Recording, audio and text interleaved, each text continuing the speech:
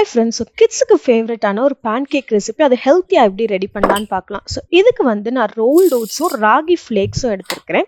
இது எல்லாமே சூப்பர் மார்க்கெட்டில் ஈஸியாக அவைலபிளாக இருக்குது. இது ஹெல்த் பெனிஃபிட்ஸ் நிறையா இருக்குது. இதை நல்லா கிரைண்ட் பண்ண பிறகு ஒரு 3 எக் இதில் ஆட் பண்ணிக்கோங்க.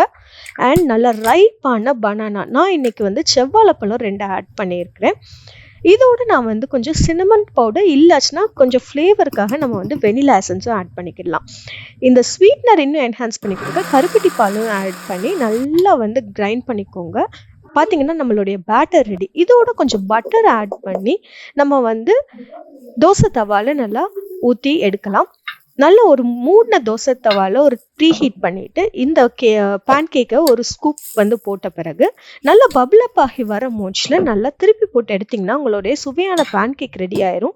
இதுக்கு மேலே டாப்பிங்காக நீங்கள் ட்ரை ஃப்ரூட்ஸும் இந்த கருப்பட்டி சிரப்பு இல்லைன்னா ஆப்பிள் சிரப், ஹனி கூட ஊற்றி உங்கள் பிள்ளைங்களுக்கு கொடுக்கலாம்.